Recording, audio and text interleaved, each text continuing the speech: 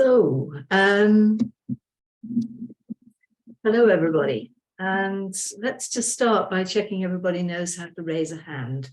If you go down to reactions at the bottom of your screen and click on it, you'll find that you can press on raise a hand, and then if you click on it again, you can lower your hand.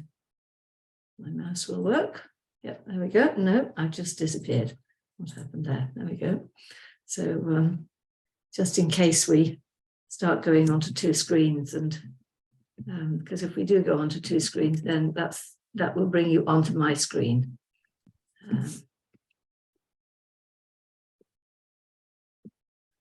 Hi, Diana. Hello. Hi, everybody. Good to see you. Hey, there's Robin. Hi. Yes. So just to check, I think most people are Alexander teachers. Is anyone a trainee at the moment? No trainee. Yes, yeah, Jan, you're a trainee. Sorry? I'm a pupil. You're a pupil, that's it. And Claudia, you're a yes, you're trainees. Who's trainees and who's pupils? A pupil. You're a pupil, that's right. Yes. I'm a pupil. You're a pupil. Sorry, who was that? Dimitri. Oh, Dimitri, you're a pupil as well. Excellent. Good. So, and is anyone completely unfamiliar with the technique? Anyone's a complete beginner? No. Good. And is anyone a yoga teacher or something like that? Another professional, not an Alexander teacher? No, not today. Just checking. So that's good. We can assume a knowledge base there, which is useful to know. Well, I'm a political scientist, but I'm not a yoga teacher. You said if anyone is a yoga teacher, and I didn't say anything, but then you said if anyone has got another profession and what the knowledge base is, I'm a political scientist. Ah, excellent. Interesting one. Yes, I think there's probably all sorts of other professions in the room, as it were. But you're an Alexander teacher as well, aren't you, Serpa? Yes. I am, yes. Yes. Okay. Who's got my book? Who's actually got a copy of the book? Yeah. Who hasn't got one? Not that it's a problem. Yeah, a few people who haven't. Yeah. Okay, and everybody is welcome. So I'm going to talk for about 15 minutes and tell you a bit more about it all, and then we'll open the floor for discussion and we'll have some fun. So yeah, so I started, I danced my way through childhood, but I also spent it in the garden looking at insects, and I wasn't good enough to dance professionally, so I read zoology. I was really only interested when the animals were alive. The minute they were dead, I lost interest. To me, it's about nature and living things. And then I went on to a PhD, and I was in the wrong place. And my body just tensed up, and so did my mind. And I think I was heading rather fast for a nervous breakdown. Unfortunately, my back got there first. And that took me to my first Alexander lessons, which sorted the crisis, fortunately.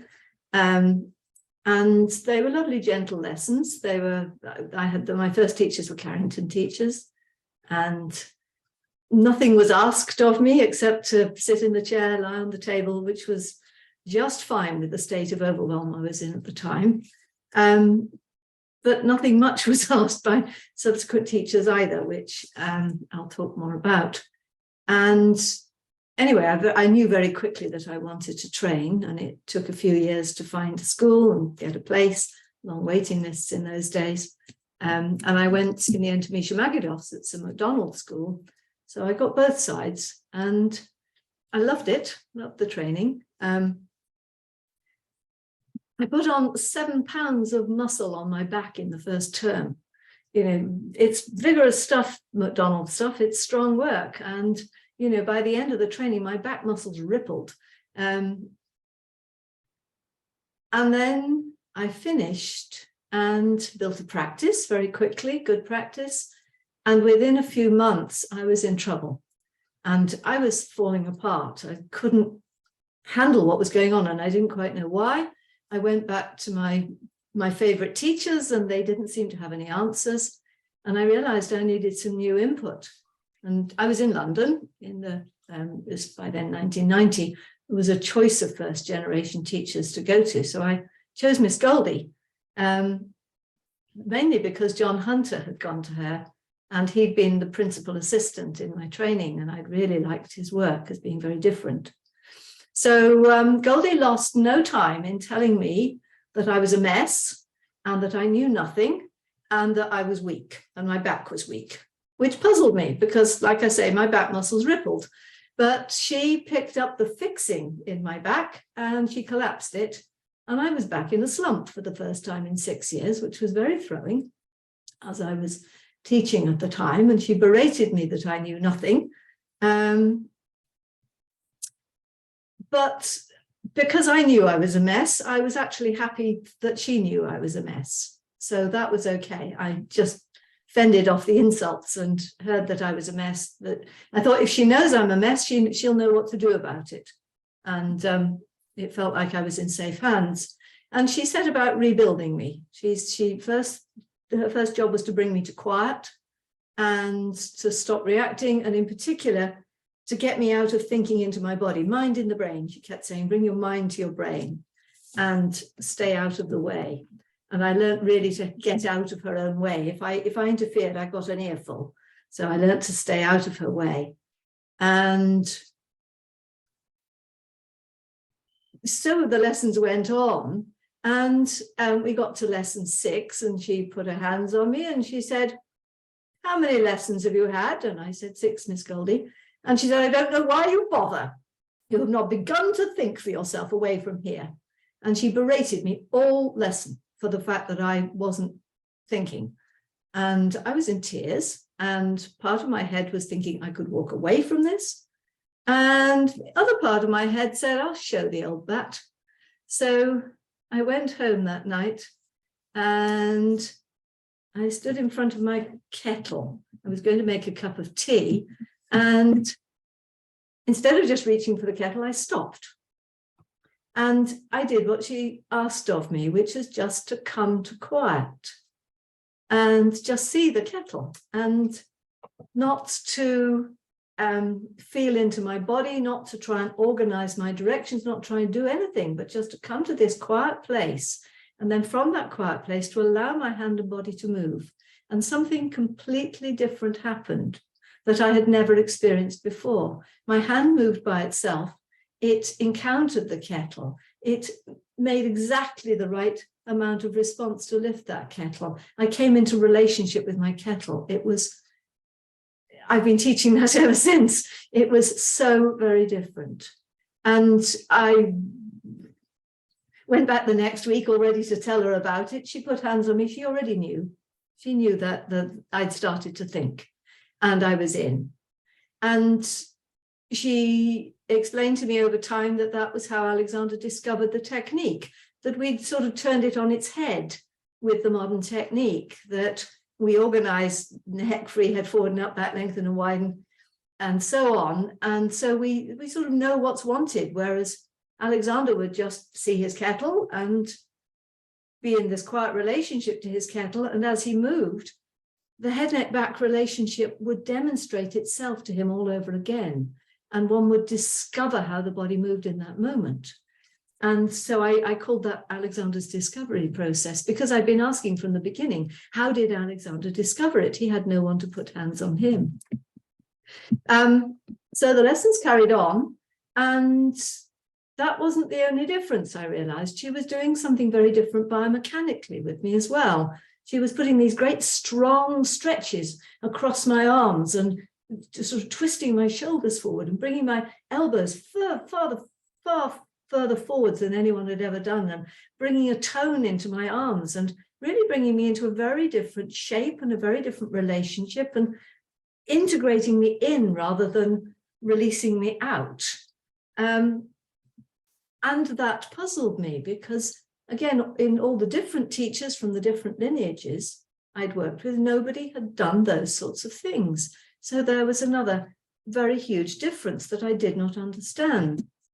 I worked with her for 4 years, and by then we were living in Sheffield, and I had a child, and it was hard to get down there. And then John Hunter did a series of workshops where he was also exploring what was Miss Goldie doing, because, you know, I was trying to puzzle out what was it that was so different. So I worked with him. He had been working with Erica Whittaker. He showed us how Erica Whittaker worked, which again was so different. She taught us how to lead from the eyes. And again, it was about coming out of over-involvement with your body, just getting out and looking across the room and then walking in a much more, she was so alive, so dynamic.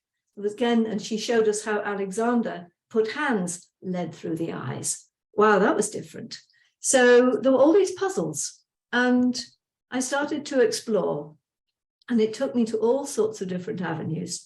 I was already doing natural vision work, and that led me eventually to Peter Grunwald and his eye-body work. I went to Bob Britton and discovered functional anatomy. I learnt Alexander's original breathing from John Hunter, and I later worked with Jessica Wolf a bit on the breathing side of things. I did a craniosacral therapy training, which told me about tensegrity and fascia, and Thomas Myers and the myofascial trains. I worked with Philip Shepherd on deep embodiment, and they all gave me a different piece of the Goldie puzzle, including my yoga teacher, who worked a lot with the pelvic floor and the core muscles. That also was another part of the Goldie puzzle. But there was still a missing bit. We moved to Ireland in 2005, and I was very ill again with chronic fatigue. I'd had chronic fatigue since I was 17 after glandular fever. And this was the biggest episode yet. I was pretty well bedbound, certainly housebound for well over a year, which was horrible. And when I recovered from that and found a therapy that actually cleared the chronic fatigue, I then needed to rebuild strength. So I started with yoga, very, very gentle yoga, and then progressed to swimming and slowly built up. But I was trying to use Miss Goldie's work of the coming to quiet and just letting one's body respond, in the thought that that would bring me back to the strength that she brought about in me, and it didn't. And I was thinking, what did she do that brought about that strength? And the answer came finally from a teacher called Jando Masuero. Has anybody not heard of him? He's a French teacher, and he also had been investigating the roots of the technique and asking, how did Alexander discover this for himself?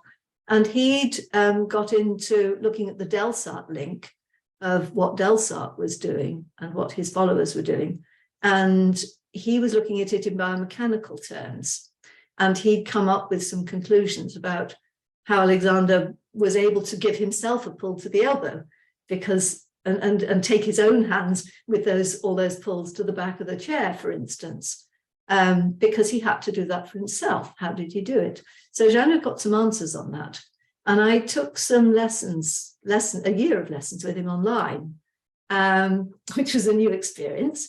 And again, he's all about constructive conscious control, that very early thinking that Alexander was using, really at the beginning, trying to direct people. And so using directions over the internet, he was directing me to give myself a pull to the elbow. And it was very strong. And my initial reaction was, this isn't Alexander technique. And, thinking, do I just, close this down and walk away? And Jando was waiting for me to do that, because so many senior teachers had done that, had said, just, this isn't Alexander, it's very different. And the reason I didn't was about halfway through the lesson, I twigged that he was taking my arm into the same position and the same quality that Miss Goldie used to do. And I thought, here we have an answer. And so in each of his lessons, I would get another bit of the clue as to what Miss Goldie had originally been doing. So I really do think that he has discovered, given us a missing link. So I then put what he had shown me together with the myofascial trains to start building a model of what actually is happening anatomically. Can somebody mute if they've got a mobile going? So what was happening? Who's got a mobile going? Yeah, okay. If mute a few people, there we go. So what was happening at the anatomical level, and then I put the core muscles to that as well, which produced another sort of huge, and my own, and I invented a myofascial line for myself on it as well. So there was a lot of sort of putting together the functional anatomy, because I'd always been bored silly by ordinary anatomy because it doesn't join anything up. But the functional anatomy really gave me the lines which we are directing along. So, boy, did that bring in my strength. My daughter was into fitness at the time, and she was doing planks and, you know, putting up one leg and demonstrating that her pelvis would stay stable, and then putting up an arm and demonstrating. And she'd done that with me a year or so before, and I just collapsed all over the place. And she'd said, "Mum, you need to do lots of work on this." So I didn't.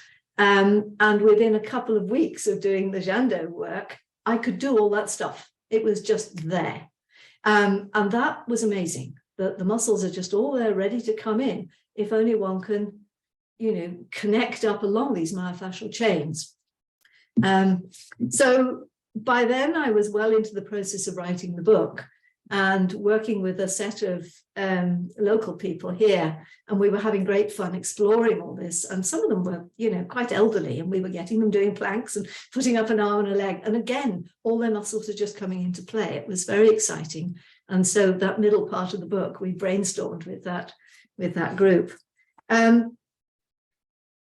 So I was also asking, what's the science behind this? Because that initial, you know, kettle moment of letting the body move, I thought there's got to be science there, the neuroscience. So I started to read neuroscience as well, the precision of Goldie's work, what was going on there. And I started to put together a whole model.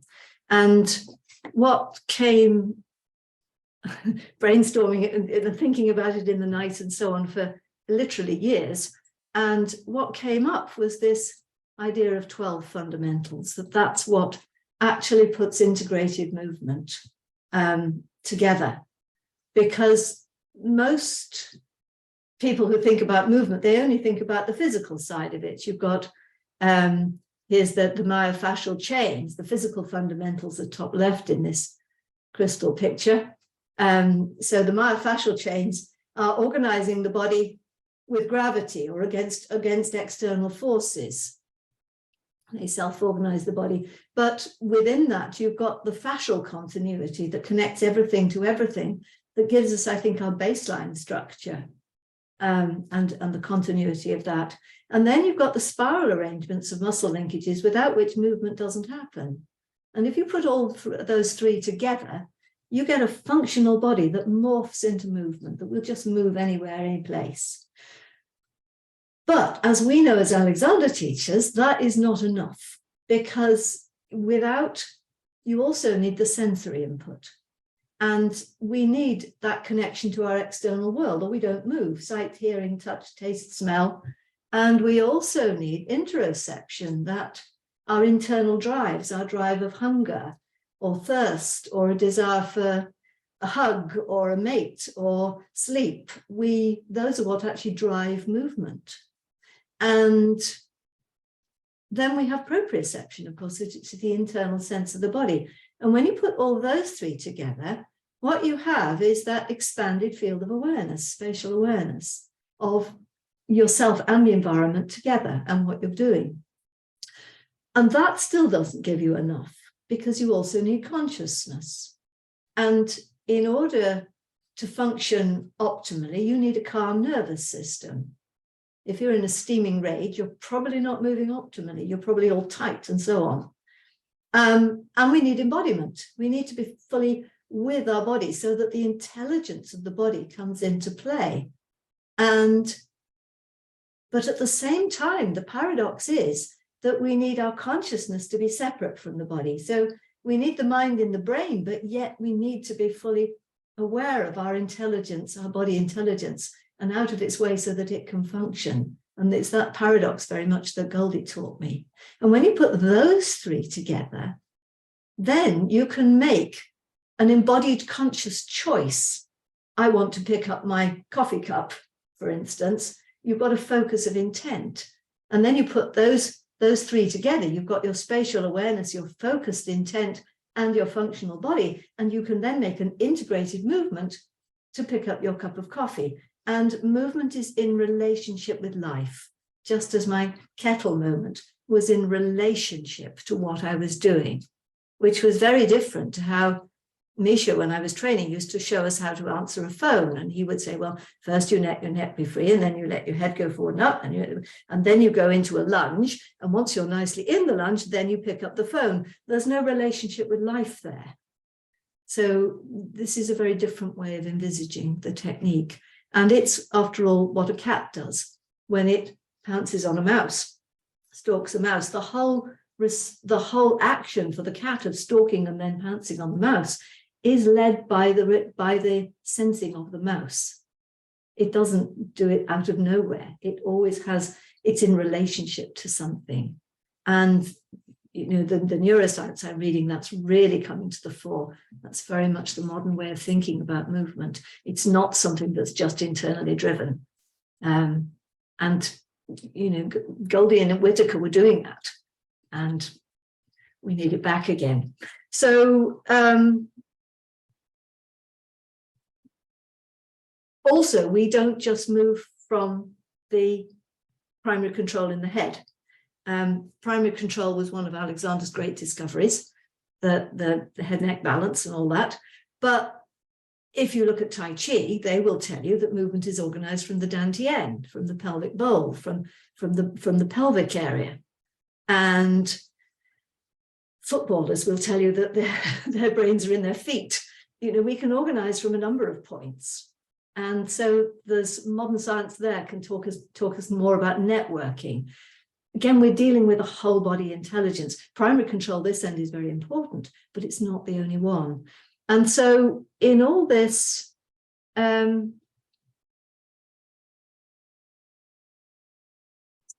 gave a very different model of how the technique evolved as well, because Alexander started with breathing. That was his primary movement, was actually breathing.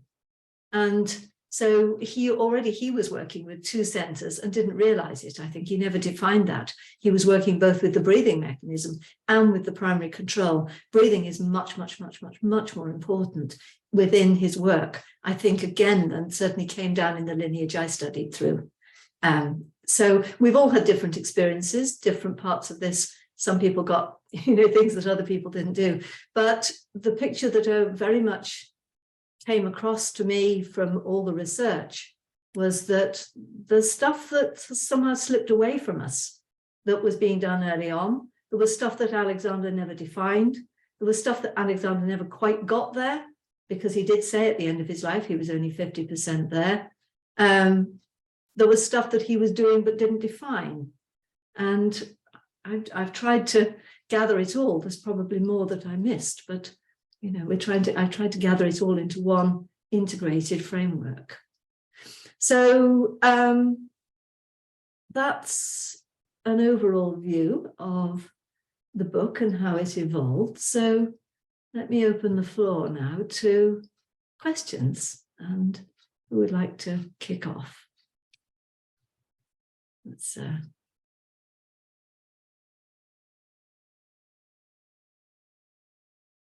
Marion, hello. You're muted. Unmute yourself. So would you say that the primary control is actually a combination of all these fundamentals working together? It's not just the head attitude or the head relationship to the neck. Yes, I would say so. I mean, if you think about a horse jumping over taking a jump, You know, as Alexander teaches, we love to look at a picture of a horse and say, look, there's the head leading, but the head doesn't power the movement. There's another integrating factor at the other end of the body powering those back ends. And somebody else pointed out that if the forelegs aren't integrated, the horse doesn't actually lift up in order to be able to power over the jump. So there's all sorts of integrations that need to be working together. There's Philip Shepherd encountered an idea from the Mayan civilization that there's two skulls and they balance together, the head skull and the pelvic skull, as it were, and you've got to balance the two. There's a whole integration of different systems all working together. The system works in networks. How does that sound, Marianne? Does that make sense?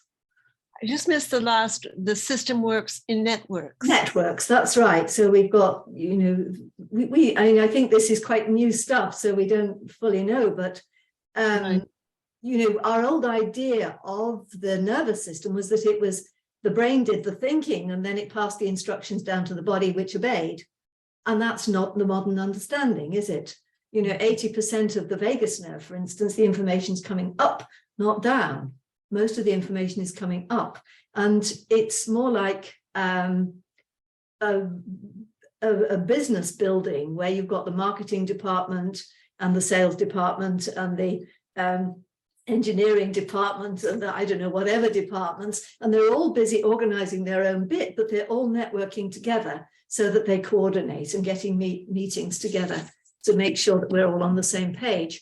And I think that's a good model. You know, that the belly brain's doing its bit and the sacrum is organizing movement of the legs and the pelvis, and this bit's organizing the arms and so on, and that's organizing the breathing.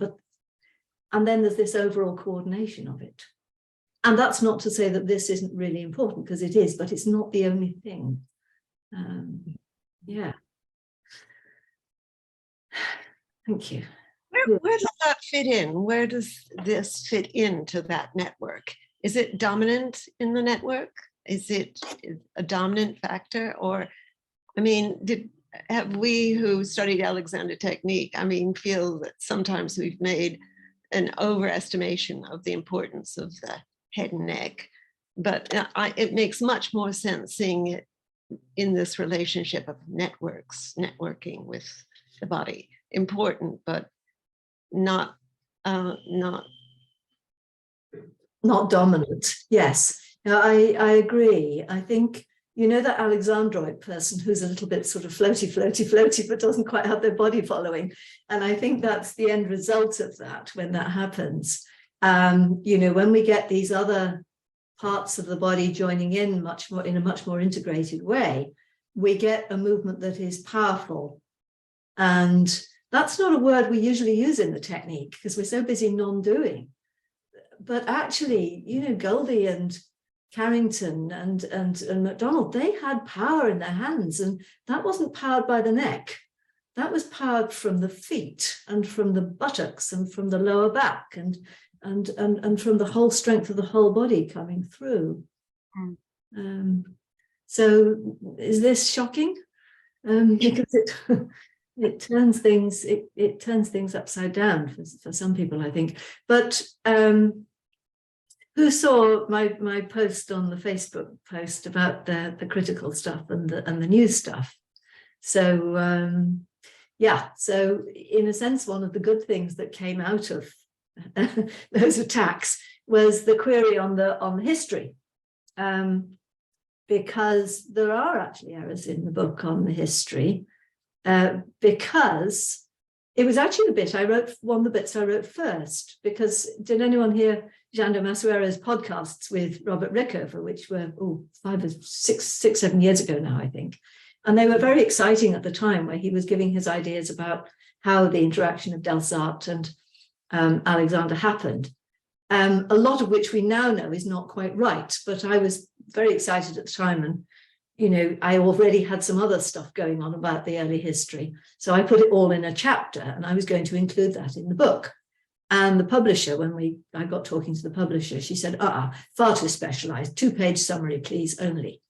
So what's in the book doesn't have all the backup data, which is what one of the critics really objected to. Where's the evidence? But it also meant that I really needed, after a while, to rewrite that bit.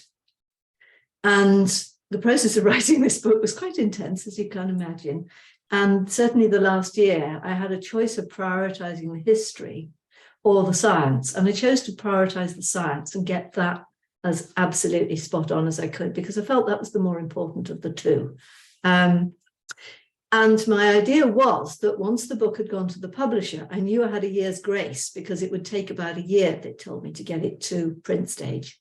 And so I thought, right, that time I can use and get into the background stuff really much more thoroughly, and I can, update that before it goes to print. What happened was I got the book to the publisher a few weeks before COVID broke. And once we went into lockdown, there was a real need for online courses. And Angela was actually on one of those first courses. And I was just, I hardly had time to brush my hair. I was just writing courses, delivering courses, videoing courses, because there was such a demand from teachers to learn how to work online. And so that time to look at the history never came. So there are some errors in the book as a result. And those critiques have made me go back and look again. And the result is it's huge. So I'm doing a huge piece of research on it. I thought, oh, this would be done in a few months. And a year later, I'm still working on it. So there's a new book in the pipeline, basically, on the history. But what's emerging is very interesting because it's sorting the paradox. That paradox that we always were told that Alexander took 10 years, 12 years, 8 years, the estimate varies, to develop the technique. But when people started investigating those early newspaper articles, they discovered that actually he was back reciting and also beginning his first teaching within 18 months of his voice problems. So hang on, was he doing the technique then? Did he just exaggerate saying it took 10 years? Or was he just teaching breathing? In which case, how does the technique fit in? It looked like he was putting hands. So there's a mix there. And because the main person who interpreted that was Carrington, who actually came much later, he missed the first training course. He missed working with, he worked with Arian Tasker, but he missed being in on the early work in the way that Goldie and Tasker and Erica were. And he just took the use of the self-account as gospel truth. Why wouldn't he? And so he assumed that the head-neck-back relationship was what Alexander first discovered. I don't see any evidence of that whatsoever. I think what he first discovered was the amazing fact that instead of prioritizing the in-breath, which is what all voice coaches did, you prioritize the out-breath with inhibition. And I think that's what he discovered, the primary control of the breathing mechanism early on, and he called it the primary movement. And you do your long out-breath and you wait. The in-breath organizes itself and it organizes the whole torso for you. And that's what he was working with early on. And it wasn't until 1908 that he actually first writes something that looks like Alexander technique. And that's when he dates. I think that's when he dates Alexander work. So,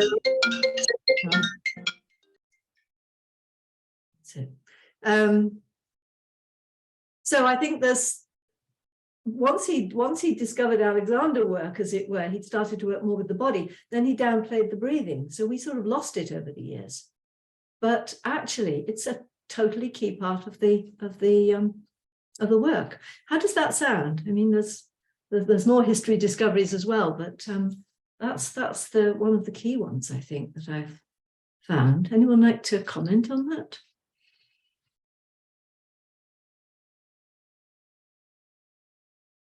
Ada, are you talking to us? Or if you want, Robin, hello. Okay. Hi. Hello. I need to leave early, but I really want to ask you something unrelated. Yes. I noticed that in your book, you don't talk about your first round of Alexander training.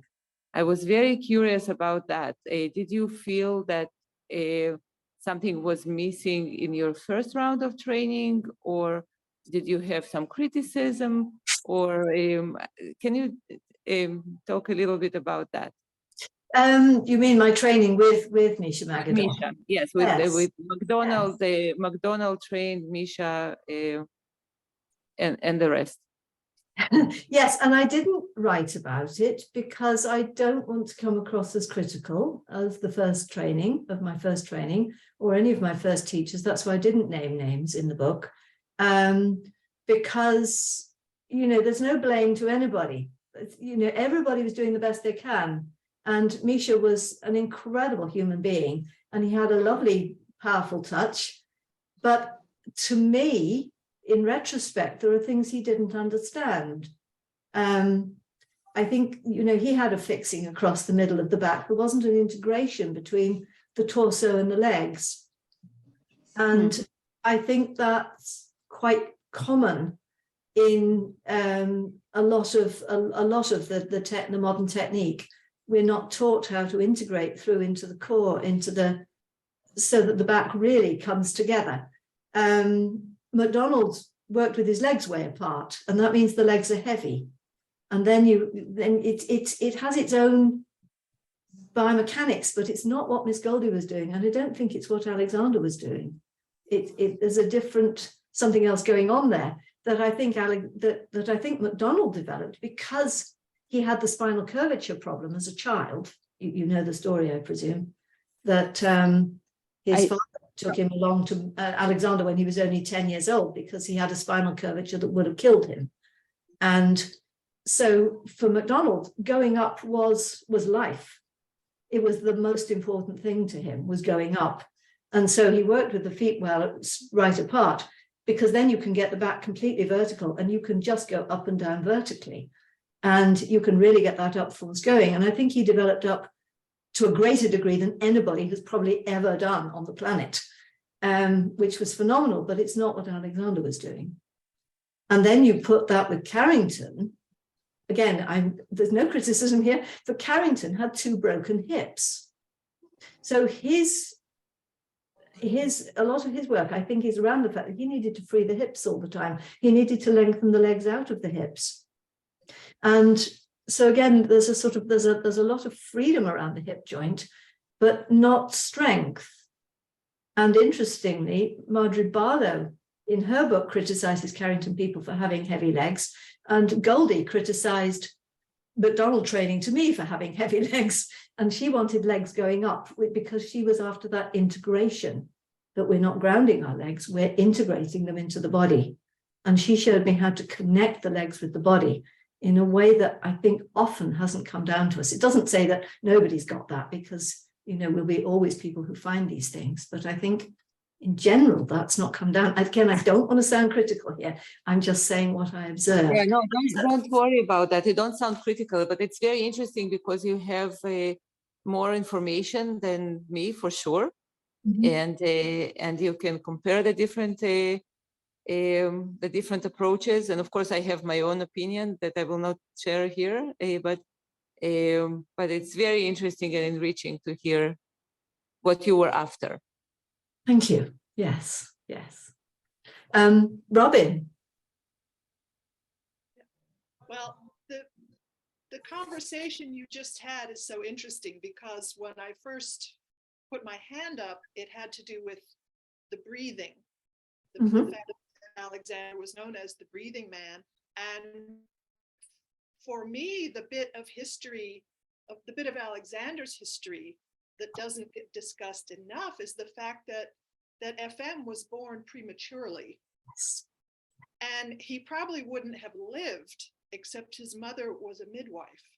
And so what I've learned from actually two colleagues of mine who are neonatal nurses who became Alexander teachers is the pattern of people born before these mechanical respirators.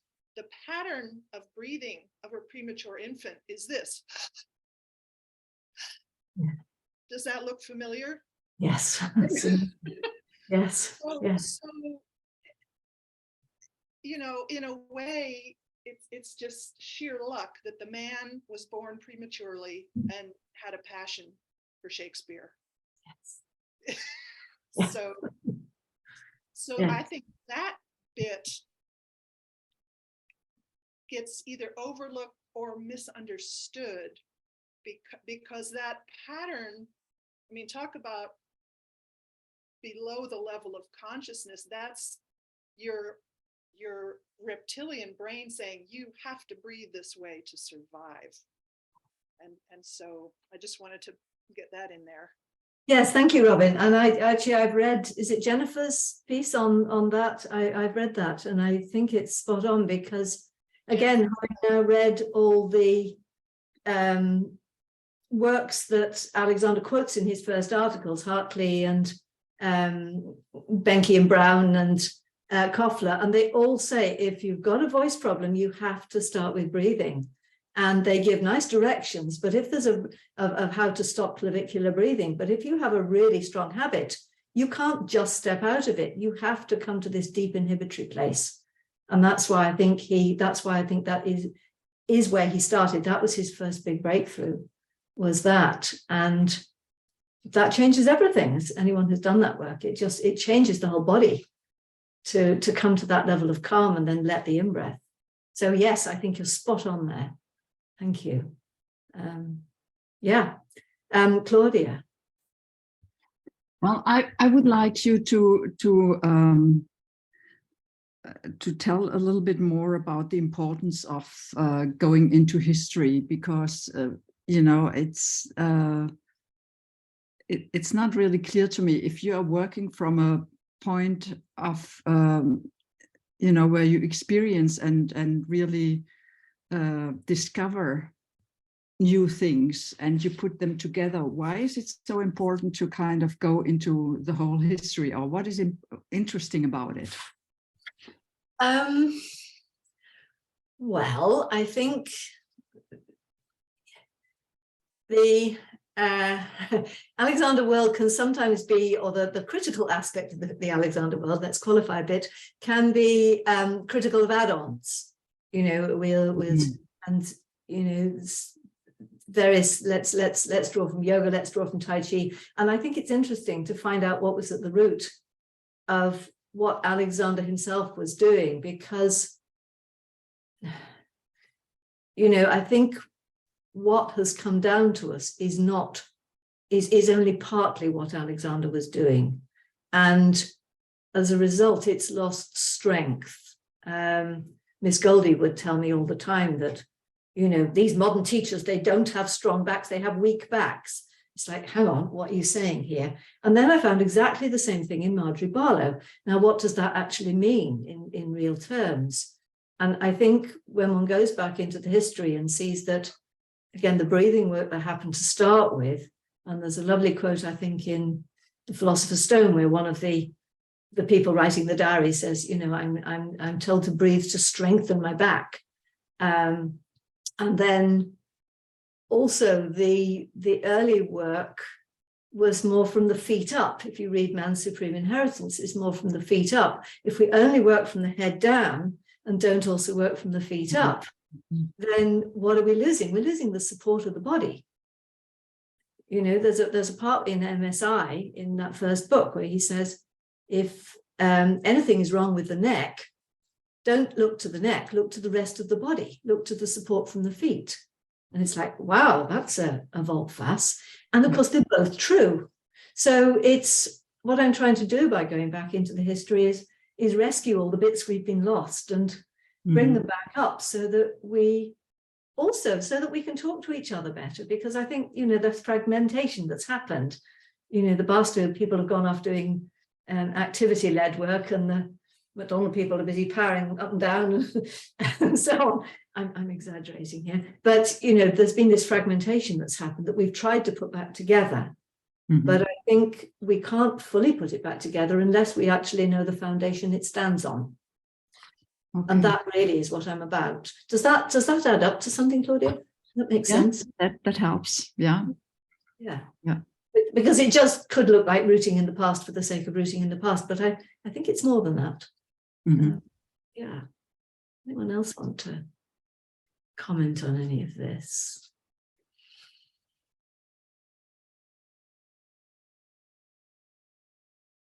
Robin, do you want to talk about straight backs?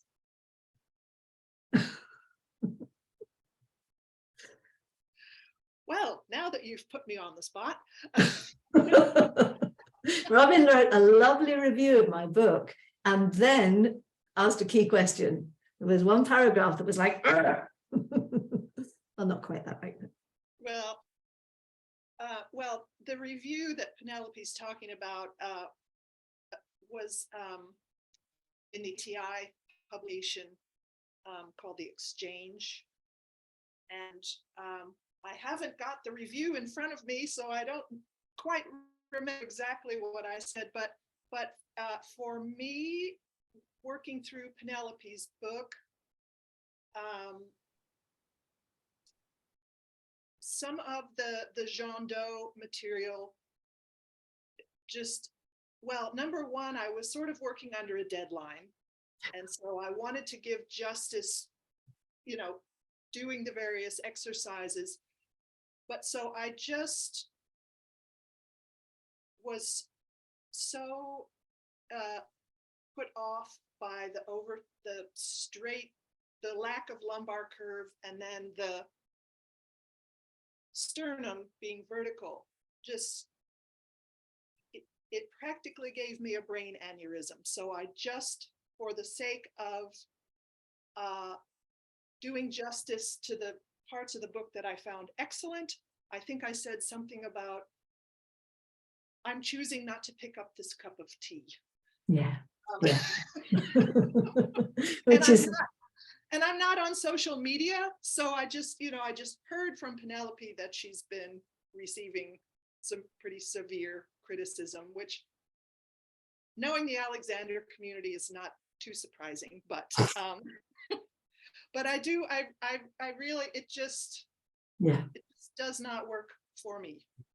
So it's something that a lot of people have questioned, is, and it's Jander's idea that the lumbar curve is actually on the inside, so that the outside spine can be straight.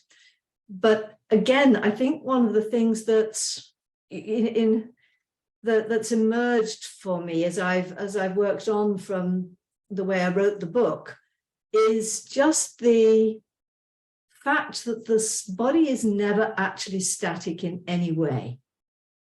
That for a start, we've got the breathing, which is always working in expansion and contraction. And if we've got our tensegrity working well, the balance of forces through the body, what Alexander would call mechanical advantage, then the body is fully supported on every stage of the in-breath and every stage of the out-breath. And, you know, when we go up, you get a lovely up going, and then after a few minutes, you can't keep it going. You go, what's happened here? Anyone have and then you feel a failure because somehow you can't keep your up going. And actually there's a, you know, I think MacDonald discovered there's a pulse in the up. You know, up isn't static either. And bones are always turning. And so the positions that, you know, people can look at the book and go, oh, I'm being told to get into these positions, but they're moments. They're resting moments. What we know we want is the spine in full extension. When we go into semi-supine, the lumbar spine comes flat on the floor. As I'm sitting here now, if I put a ruler against my back, I'd probably see again that it was pretty straight. When I come to standing, that gets harder. But how did Alexander readjust the rib cage? He doesn't actually write it anywhere. You know, he writes in his books, say in Constructive Conscious Control, where he's describing the hands on back of chair, and the teacher gets the pupil lengthening, the head lengthening up and the back lengthening, and then the teacher adjusts the thoracic mechanism. And he doesn't tell us how. He fudges that all the time. And then you read Binkley's diary and the diaries in Philosopher's Stone, and you find that actually I think there's one point where I found, you know, back widening is this adjustment of the thoracic mechanism. And my understanding of that is that, and it's something we're familiar with. Oh, I've got you spotlighted rather than me. That's fine. Is that this needs to happen. You know, that these lower ribs that are often poked forward, making that lumbar curve, need to come back, and that opens the lumbar curve. And how straight does it then need to go? I'm not committed to a completely straight lumbar curve, but mine does come pretty straight nowadays. Whether different people are differently, you know, if some people I'm sure have a much more curved back than me, are they designed to come straight if one kept working on them? I don't know. I think this sort of thing needs an awful lot more research, but it's always has to be within the context of elasticity. And that's why I keep coming back to bouncing, because if you bounce, if you over straighten your lumbar spine and then you bounce, you're going to jar your body. And what I notice all the time when I work with people is when we bring those lower ribs back and we get that lumbar spine extending, then people can bounce better. Just try it. Okay, Larry's got up and had a bounce. So if everybody wants to stand up and just maybe just to start with, just don't do anything different. Maybe put yourself into a bit of a lumbar curve for a moment and try to bounce from a lumbar curve and just see what it feels like bouncing from a lumbar curve. And now, you know, find that primary control, head forward and up, but particularly think your back, your ribs back and up. So these lower ribs are coming back, and maybe you're just coming back in the lower back. This is still coming up, this is coming back, and you're coming up to this point here, T8, between the shoulder blades. That's extending up off the sacrum, and then try a bounce again. I've got a hurt ankle at the moment, so I'm not going to bounce very much myself. See what you notice. And then anyone who wants can try over straightening the spine and then try bounce. But if you do, be very careful. Obviously, I don't want people hurting themselves. So what do you notice?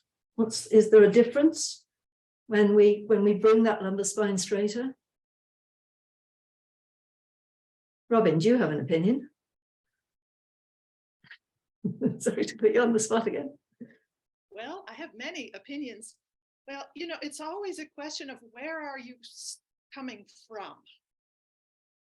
You know, so, and again, where was Alexander coming from? He was a premature infant. Yes. With, you know, whatever malformations that might have had on a young body, who knows? There wasn't video back then, you know. Sure. But I found it so interesting that what you just asked us to do, to me, was pieces. I mean, I know you were being brief and you know, not a lot of time. Sure.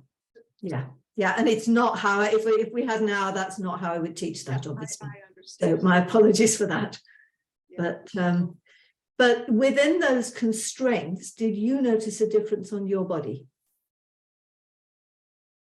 Or maybe your body didn't notice a difference. I don't know whether there was a difference with a curved spine or with a more extended spine on the way you bounced. Did you know? Just now. Yeah, just now. I chose not to really go with the experiment for various reasons. Fair dues. Yeah. Would anyone else like to comment? Who did anyone else have a go? Angela. Yeah, so for me, definitely when the back when I brought the ribs back and my lumbar curve was more open, I could bounce really very comfortably. Initially, I couldn't. It was very heavy legs and lead. Yeah, it was not nice. So thank you for the quick reminder. It was great. Yeah, thank you. Larry. Similar for me as well. With the accentuated lumbar curve, I felt like I wasn't, my bottom was some part and my top was, I felt like parts. And then with a more extended spine, I could jump much higher. It was actually fun. It's, yeah. Brilliant. Thank you. Marissa, hi. Hi. I noticed a difference in the muscles in my abdomen when I was extending my spine or curving my lumbar. It was like I came more from the front body and pushing the hips back when the spine was straight. Interesting. Yeah, lovely. So it was easier. Thank you. Yeah. I found a quote the other day that I subsequently lost again, annoyingly, but that in 1946 somebody visited the first the training school and said his students all seemed to like Alexander very much, and they called him the grasshopper because he was so light and springy. That elasticity again is something that features a lot in the early writing. So how straight could the spine go? I think we're what I always say when I teach this bit is we're looking for where your spine wants to be most elastic, and that's really what we're after, not a shape, of course, at all. It's where the spine wants to be most elastic, which for most people will be coming out of lumbar curve. Whether for everybody, I don't know, but certainly I think for most people, that's certainly my experience, what seems to want to happen. Does that answer you at all, Robin, or you still have a set of opinions that are different there? But maybe we need to talk another time. Well, yeah, again, this is quite a long and involved. Yeah. Hopefully we'll get together one day. Yeah. So, Leslie. I haven't read your book. I was interested to come here because of what you wrote about the harsh criticism about your book, and what Robin mentioned earlier about she could understand how, just some of the attitudes in the Alexander world where some of these criticisms could come from. So I applaud your courage and your curiosity for researching. And as I'm listening to all these comments, I'm hoping, I think where we get into trouble is the idea of trying to fix a technique. And I'm hearing in what you've been engaged in is wanting to understand what his experimental, inspirational, inspiration and curiosities grew from as an inspiration, rather than coming up with another version, another interpretation of trying to codify a system. So I liked when Robin said after the bouncing, I was thinking the same thing. It depends where you're coming from. And my issue with several different modalities of teaching the technique is people try to hold on to this is the way it is. And students go on to their training courses and they come up with a fixed version of, well, this is the way it is. So this is what you do with the head and neck, even though it's non-doing. On the training courses, people go through lots of moments of doing, with the hope of eventually letting go of the non-doing. But that resembles many other kinds of trainings, dance trainings, physical theater trainings, acrobatic trainings, music trainings. And my love of the Alexander technique, my experience with it at the core is that we're working with something that's free of those codified systems that take us into another place of saying, this is it, do this. So that simple statement of where we're coming from, because each individual body, each nervous system in front of us is going to be different. And so I believe that, oh, and also something else that Robin, your demonstration earlier of this gesture of a premature infant trying to breathe, that's the Moro reflex, which made me also wonder, you know, what primitive reflexes weren't integrated in him or anybody else that's inspiring a particular use pattern. And so, yeah, I just hope we don't get stuck in I think your book, I'm hoping your book, which I will get and read, will be an inspiration and a nudge for people to not get stuck when it's human nature to do that. And my thoughts about the head and neck is from a trauma perspective, it is, I think Alexander stumbled upon many things from his own quests, and he didn't know the science behind what he was doing. I like, things worked for him, but he didn't know. And as you said earlier, many things have been, the whole field of neuroscience and education is blossoming right now. And one of my sisters is a neuroscientist and was on the first team to discover neuroplasticity. And I talk with her all the time about all these things. And it's interesting hearing her perspective and her friends' perspective as neuroscientists, also a kind of rigidity, even though they're discovering all these amazing things. So I think it's a human nature to get rigid. And hopefully your book and the way you're approaching your work with the Alexander technique and addressing the criticisms, hopefully that will inspire an idea to not get so fixed. But the head and neck that's the most fascinating to me is that is a light switch to turn on the sympathetic nervous system in response to stimuli, as opposed to the ventral portion of the parasympathetic nervous system. And the ventral portion of the parasympathetic nervous system allows us to be excited and energetic without fight flight. But the fight flight is quicker than the ventral portion of the parasympathetic nervous system because it's a survival strategy. So I've made up in my mind, oh, Alexander just noticed the effect of that. You have kind of you mentioned a more regulation calm in the system as one part of your 12 foundations. And I think that piece is really important. So our system is working, we're exploring from a regulated place and noticing when we're dysregulated.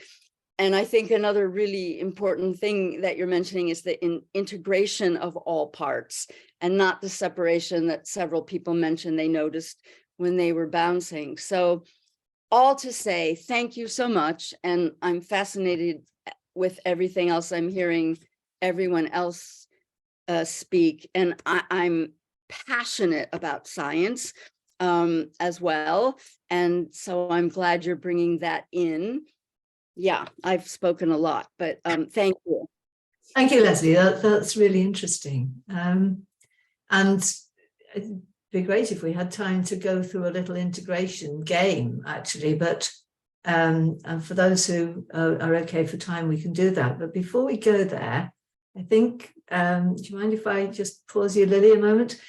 Just to talk about the book study club for those who want to go through the book, because, you know, for those who haven't seen it, it is a big book. There's 350 pages, 200 explorations, and over 18 chapters. And so I run the book study club, and we're just about to start another group, and it starts on the 20th of March. And so this is a perfect moment to jump in, and we work over. Well, I thought originally we could do the whole book in 9 months. Actually, Larry's in the group that's just completed, and it's taken 21 months, hasn't it, Larry? But that we've taken it at the speed the group wanted to go, and the other groups have gone at pretty well the same speed as well, so they're coming up behind. And it's given us time to take each section each part of a chapter to give it time to integrate as we go on, to build the understanding through the book. Larry, do you want to say something about how it's been for you since you're here? Yeah, it's been a great experience. I've learned so much. I really have. And I consider myself fairly disciplined, but I don't think I would have gotten nearly as much out of the book if I tried going through it on my own. It's also been nice to have a community and to work with partners. We're paired up with study partners. Having done the whole book, I need to go over it again. Not to sound daunting, but it's you know, you want to incorporate this stuff into your daily life, and that's not a quick process, at least not for me. But yeah, the group was great. Thank you, Larry. And as Larry says, everybody who wants gets a study partner. I encourage people to take a study partner, and each we only meet fortnightly, so that people have time between to do their reading and their get together with their partner, and to, in that process of working with the study partner, you also get to verbalize, because so many of our trainings have been hands-on. And you know, when you work hands-on, you can get away with being a bit mushy sometimes with the words. You can do it through the hands. And when you work, particularly if you work online, you have to be very precise about what you're observing, the words you find to verbalize that for your pupil, and then you have to pay close attention to that pupil in how those words are being received, whether they're waking their bodies up or whether they're subtly shutting them down. So and so you're learning to teach it. You've got a safe situation in which you can play and get it wrong before you try it with a real life pupil. And it's really worked well working with somebody else. And people, quite a few people, I think, have made lifelong friends through working with a buddy as well. Marion, do you want to say something about it, because you're in one of the more recent groups? Would you like to speak? Or Jan? I can't begin to describe how much I've learned from the group. Not just from Penelope's presentation of it, which is excellent. It's just wonderful, but also hearing the conversation of the group, hearing and connecting with the group. It's just incredible. I trained 40 years ago, and I have learned so much more now from Penelope's book. I wish I had the book 40 years ago when I trained. That would have saved me a lot of trial and consternation and mistakes and regrets of how I worked in the past. So yeah, I'm very grateful for Penelope's book having arrived so late in my life, but there's always always a moment to change. Thank you so much. Jan, you'd like to say something. And by the way, the link to the Book Study Club is in the chat. I'll send it out in an email, but I have just put it in the chat for you. Yeah, I'm also in the second group, and before the group started, I read the book twice. But even then, because I wanted to be very informed, because I'm a pupil. But even every lesson and every discussion, by rereading every chapter, I discovered more and more, and I understood more and more what was written, because every chapter has so much in-depth information that by first reading, I think you miss a number of things. And also by the discussions in the group, then some information starts to lighten you up. Okay, it's that what I read, because it's very well written, scientifically very well written. There are chapters that I know very well from my knowledge. So I'm looking forward to continue the book study club, but I think to understand every chapter you need to read it, and then I suggest to start the book study club and study every chapter together with other, because there is so much. And I did a lot of exercises also in the end of the book. Chapters are already at the end, and they helped me, because my motivation was a problem with the lower back, and it's really, the book helped me to solve it. But I will want to go further. I want to have my whole body working like a whole, as you promised with or what Miss Goldie said in that time.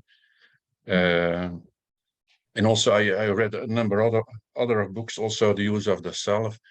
I just want to say that also I start now the biography from Michael Blanc, where he said that Alexander, at the end, all his documentation he gave to his younger brother, and his younger brother, he didn't care about it, and he got a fire in his house, and all the documentation of what Alexander himself had was burned. So there is, I think maybe he wanted to write, give more information, but yeah, it didn't work out. And it's not so unfamiliar that geniuses that develop something, that they do not document that. I have the experience in another area from improvisation, where the founder, John Stone, he had the principle of, if I want to teach you something, you have to experience it. And it's the Asian way to teach something, but you do not explain in detail what you do. And then, of course, afterwards, when the person dies, then there is a problem with the documentation and the interpretation. So, but I think your book solved that problem. So that's so I confirm what Larry said. It's really very good, scientifically very well written. I didn't see any faults or no, it was, everything is scientifically argumented, and it works also. It works in when I do the exercises, they work. It's not theory. I'm going to stop you. I'm going to stop. But that's really good. Thank you. Yes, let's save a little time for a little exploration again, if we can. But just to say, the book, the club is affordable, because I know that we're all, most Alexander teachers don't have 2 pennies to rub together. So it's only €25 a month, €25 a month. And for those who can't even afford 25, you can pay 20. So, and there's no upfront commitment. So you can join in and see if it's for you. And if you like it, you stay to the end. And if life gets in the way, or if it really doesn't suit you, you can quietly drop out. So, you know, there's no risk to jump in there and see whether it suits you. So thank you, Tanya.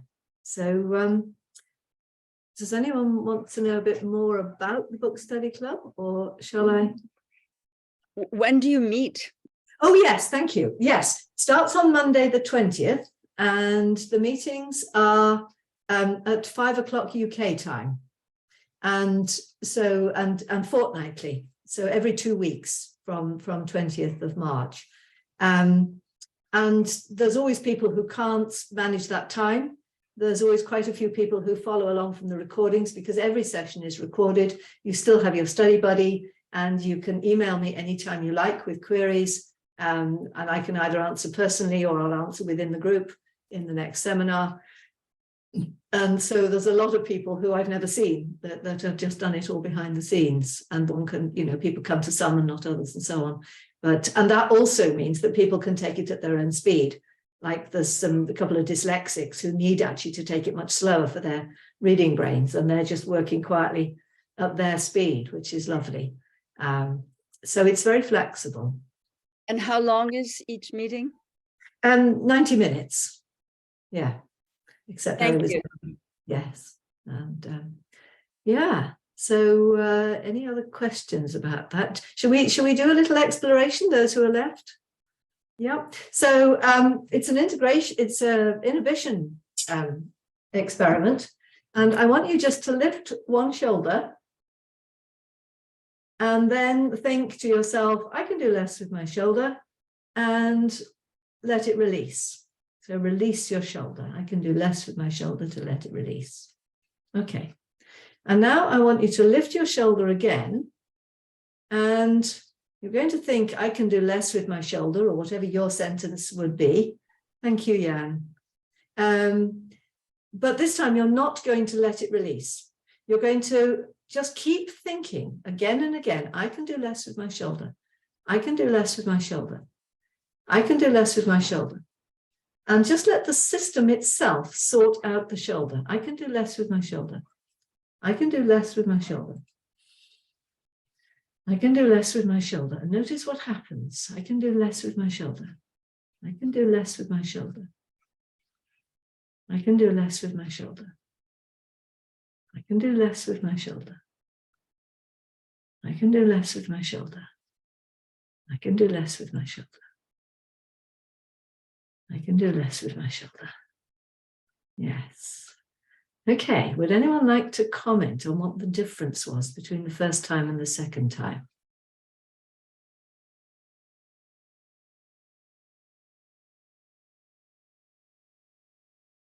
Herman, do you look like you have a thought? Yeah, the first time was like just releasing, or the intention to release, and the second time, when I'm here myself, the fourth time saying that, the shoulder released itself. And also I thought, well, I can't go in this because of that. So I insist and play the game to allowing myself not to conclusion, like, well, it's that. So I need to repeat again and again.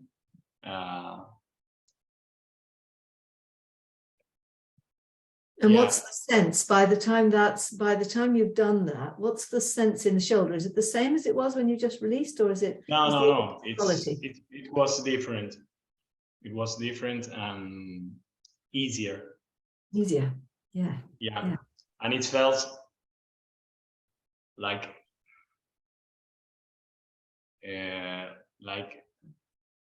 if it were the release in some expanded way, and not just in the shoulder.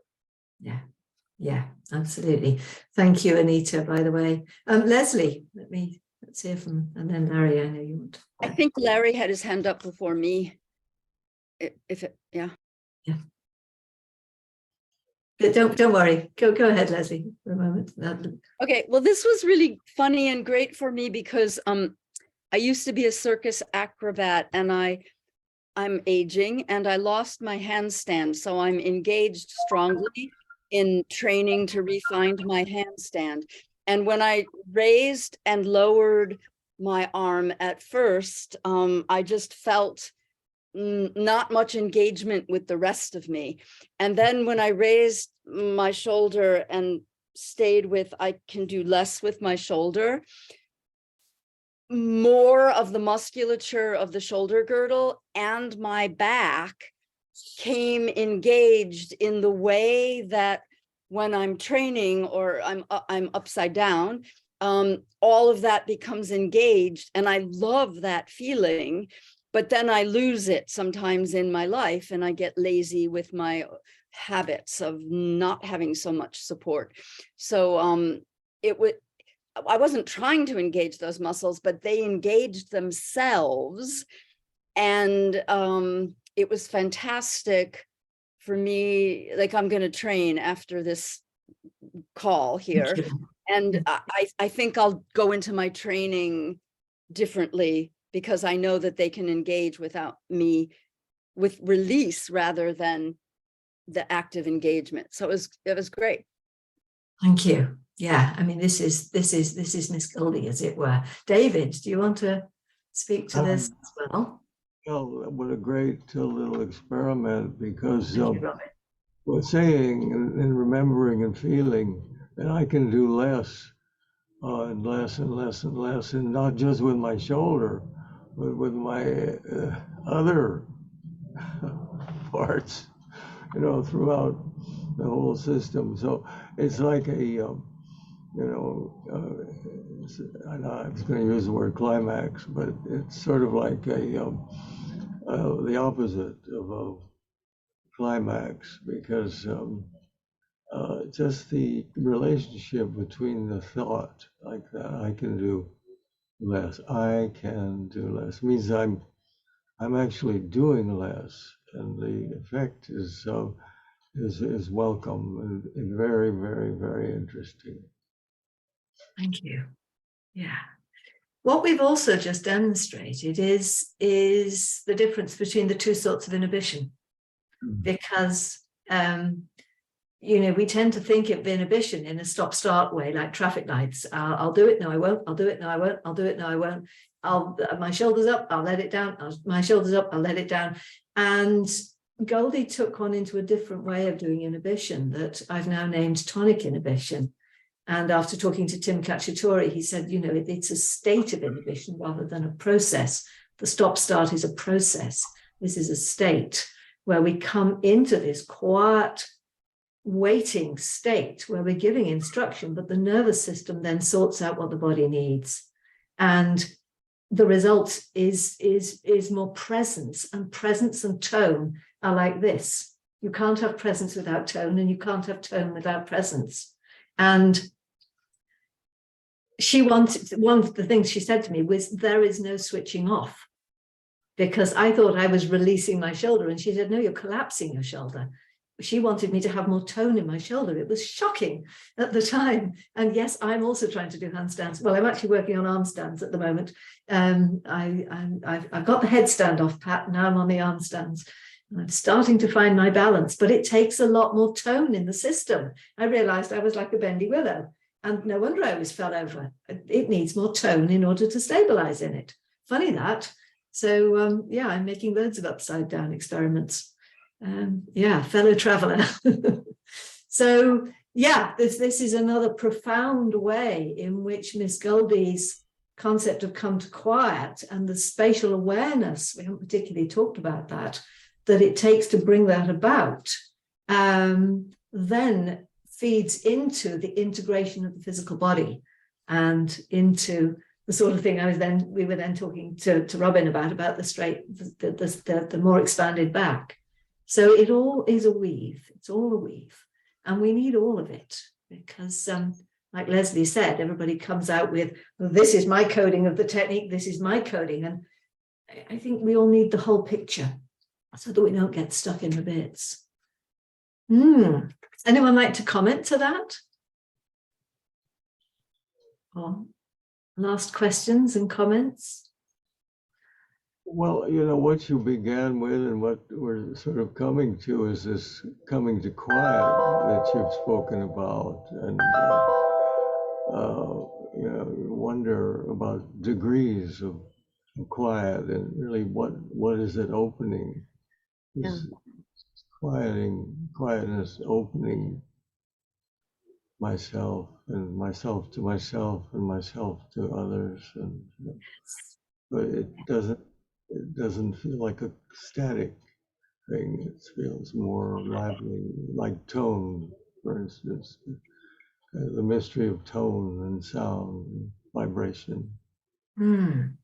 Yes, and it's arriving in our own lives, isn't it? Arriving in our bodies, arriving in the world, arriving in relationship to others and to things and to our activities, and allowing ourselves to be a fluid process in all that.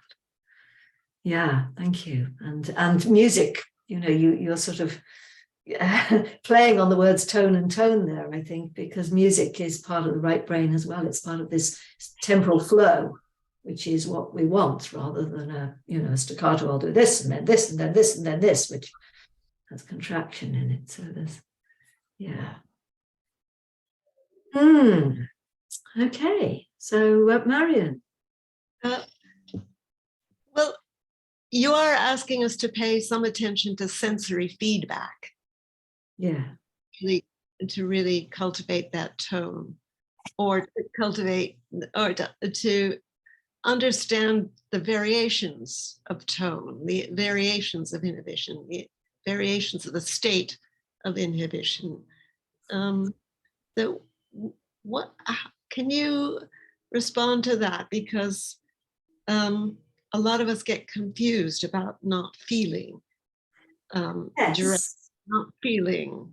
Nice question. Yes, because to me, there's a difference between feeling and awareness. So a very quick exploration on that maybe we can play with our shoulders, but it might be a bit close. But just let's see. Just put your attention fully into your shoulder and feel it out for a second. Just sort of feel it out. And what's that like? Probably not very nice. Certainly I don't enjoy it. And then I want you to come back up to your brain. And I want you to look out. So bring your mind out of your shoulder and look out at the world, and let the world come to you. And then very gently move your shoulder backwards and forwards and let the information from the shoulder come up to you rather than you go down to the shoulder.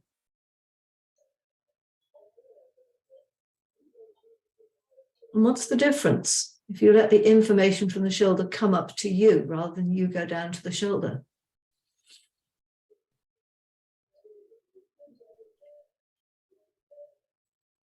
What I think is remarkable is I'm getting different dimensions of my sense of self. Mm-hmm. Just from the sensory perspective. Can you expand on that? Is one a more contracted version of self and the other a more expanded version? Or looking at myself from the outside and still being able to sense what's happening in myself. I don't understand it because I almost feel like I am disassociating into some way with my sense of feeling. I'm out there, but also within, and I can choose between them. And so it's just an interesting observation I have. Yeah. Germain or Leslie, or David, do you want to comment on that one? What was the difference for you, Germain? Germain. Yeah, it's okay. I don't know if I can speak now, but it's like it's like more multitasking thing when I am here, because I realize myself that I am aware of the space and seeing, and also I am a little bit aware of the shoulder, and that are 2 or 3 things and not one, and I am not preoccupied, so also it's better. So it seems like to pay attention to myself, I am not in need to subtract from the world, but at the same time being like a unity. I always think about, we say all the time, or other methods about unity mind body, but there's also a unity with us and life. So what is the unity if not all at the same time? So well, this practice for me, it's kind of open a little door to that. So what you've come into is the expanded field of awareness. as Frank Pierce Jones was the first to define that, and it didn't really get picked up by the rest of the technique, which is a pity, because it's I'm going to stick my neck out here. It's actually the most important concept. You agree? Yeah, it underlies everything. If you have the expanded field of awareness, you can get around faulty sensory perception. You can come in, you can go into the unknown, you can give yourself new experiences with curiosity, rather than being in the judgmental mode and staying just in the known. And I pin that on the right-left brain theory of in McGilchrist, because spatial awareness is completely lateralized to the right brain. And that's the side that then gives its embodiment. And it also apparently gives us relationships. And, that's what we need in order to do Alexander technique. And it's not being explicitly said by Alexander. Nowhere does he mention it. I've combed his books looking for it. It's not there. Yeah. Leslie, you agree? Yeah, well, I had Frank Pierce Jones's book Awareness in Action. That was those words came into me as I was practicing that. So I was really glad you mentioned that and him. I've always been curious about why his research disappeared so much, and but also it was very much an intro. I think Germain was speaking about this. It was an introceptive and extroceptive experience at the same time, in the spirit of what you called tonic inhibition, which I appreciated, because again, gosh, you're reminding me of being on the training course again, oh, so many years ago. It's just, life happens and I don't pay so much attention all the time. So I'm appreciative of these exercises to bring me back into this present moment in the multidimensionality of inhabiting the human body. Thank you. Marion, and then we must finish. Okay, I agree with what Leslie just said, and I feel that what you're asking us is, with this experiment, is to be inclusive, the inner and outer inclusive.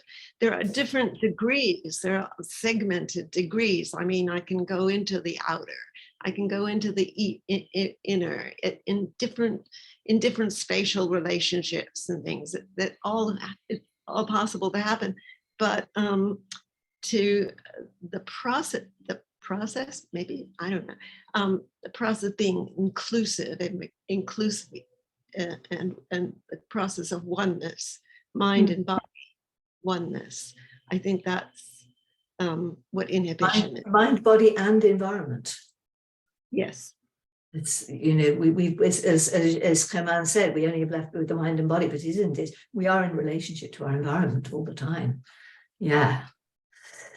Yes, and as you say, we can then within that, we can choose what we have as the foreground and what we have as the background, but the point is it's always all there. And we're not used to expanding our sense of self in that way. But it's just amazing when we do. So, anyone interested in the book study club? Yeah, great. And Joanne, yeah, fantastic. Thank you. And Marion's in there. And yeah, so I will later on this evening, I'll send you out an email with the link in it. You've got the link in the chat as well if you want to just swipe it now, because you can go in there and have a look at the website of it and sign up when you're ready. And I really look forward to seeing you and working with you, and anyone else who's listening. Marion. I didn't understand whether we had to reassign ourselves to the. No, no, you're fine. Yeah, you just carry on. Yeah, it's fine. You're in the book study club 5. This will be book study club 6. Yeah. Okay. Thank you so much for coming this evening. Thank you for the extra staying a little longer. We've had fun. Thank you, David. And see you. Thank you all. It was a pleasure. I just wanted to share a quick thing after you turn off the recording, Penelope. Sure. Okay. Okay.